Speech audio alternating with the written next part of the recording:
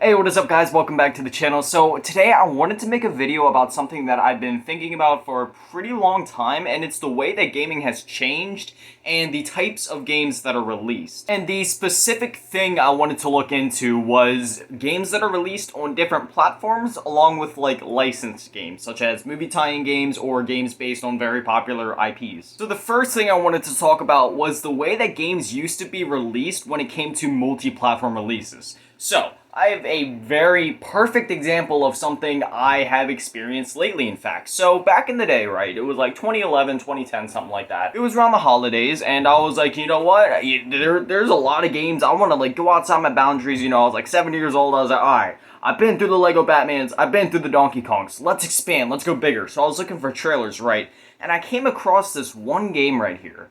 SpiderMan Web of Shadows. Now remember, at the time, I only had a PlayStation 2. However, from watching the trailers for this, oh my gosh, it looked amazing. A open world New York City, you could swing around, do whatever you wanted, this amazing story with like Venom and these crazy combat systems, and I was like, oh my gosh, this game looks amazing.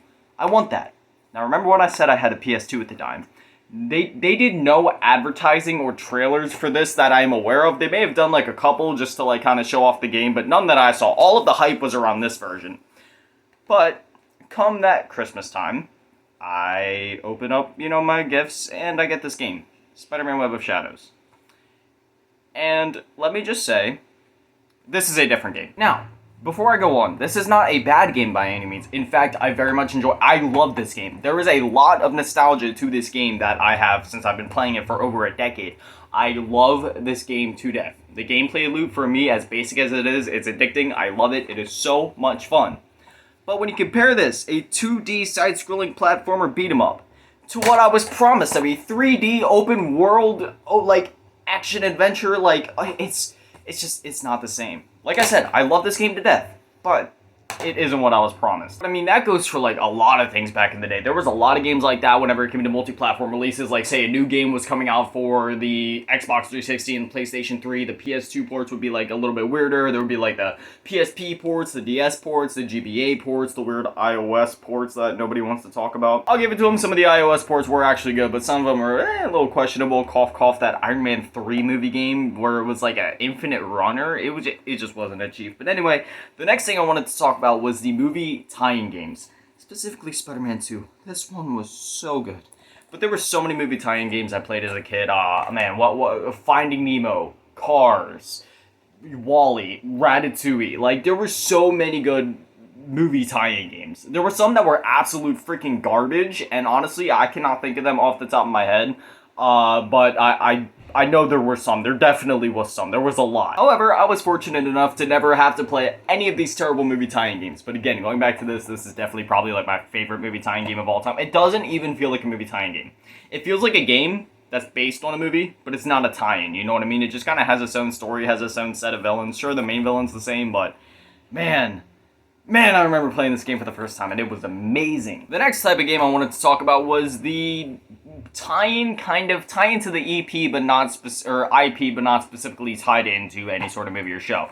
So like SpongeBob SquarePants Battle for Bikini Bottom. Perfect example right here. It isn't specifically tied to any episode or movie or whatever of the series. It is just tied to the IP, that being SpongeBob SquarePants.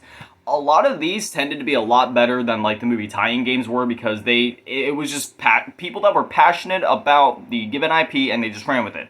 I remember the Family Guy games being fun, Simpsons Hit and Run, do I even need to say it, SpongeBob SquarePants, Battle for Bikini Bottom. Like, there was a lot of good tie-in games there, and I wish we would get more of these nowadays. Like, sure, we do get some, but for the most part, from like, it's just kind of like remasters, you know what I mean? Like, sure, there's a lot of the good, like, mascot platformers, like it Crashes and your Spyros and all that, but like, I want more of these where it's like based on IPs. And like I said, I know some come out from here and there, but like, come on, let's just take it back. Give us a game about SpongeBob. Give us a game about Family Guy. Give us Simpsons Hit and Run 2. I will take it. The next bit I wanted to talk about was the multi-platform releases. Once we got past the 2000s, where the games that would release on different platforms are basically entirely different games, such as the Spider-Man Web of Shadows example, we got to a point where it was just more or less, it was the same game, just with graphical downgrades and some slight differences.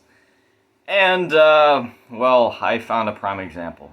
I'm I'm scared to lift these up because I know I'm going to trigger PTSD flashbacks for some people. Call of Duty Black Ops 3 on the Xbox 360 versus the Xbox One or the PS4 is... Do I need to say anything? You want to know something absolutely hilarious?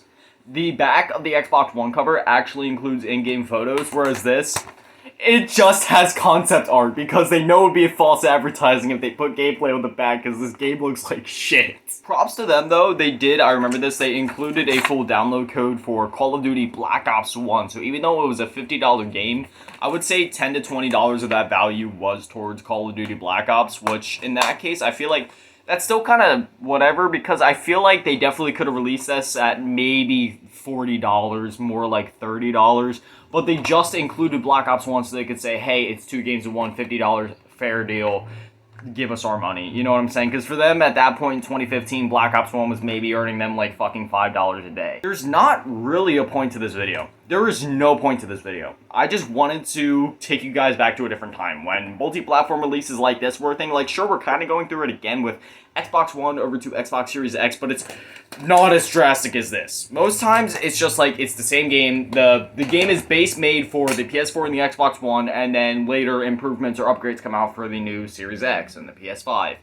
But let me tell you, these days, and more specifically, these days, things have definitely come a long way. Things have definitely changed a good bit. But you guys gotta let me know down in the comments. Do you guys have any experiences kind of like what I was saying with the Spider-Man? Or do you have any experiences where you got a game on an older platform and it just really didn't look the way that you thought it would or wished it would? Or just anything else? Let's just take a trip down memory lane in general. Like how I was talking about the movie tie-in games. What were your guys' favorite movie tie-in games? Do you guys ever get disappointed? Is there just let me know. Anyways, that's all I wanted to do today. You guys know me. I love making videos like this, kind of taking a trip back down memory lane, just kind of reliving the old memories of some of the old games and the way things have changed and how long and how far things have come. But anyways, as always, a shout out to the patrons, Fav Grandma and Lil Bootytap. I hope you guys enjoyed the video. If you guys want to see more videos of this, where I just kind of talk and get nerdy about games and stuff, then just, well, you know what to do. Just show me you like it. Anyway, see you guys tomorrow at 7. Thank you for watching. Love you all.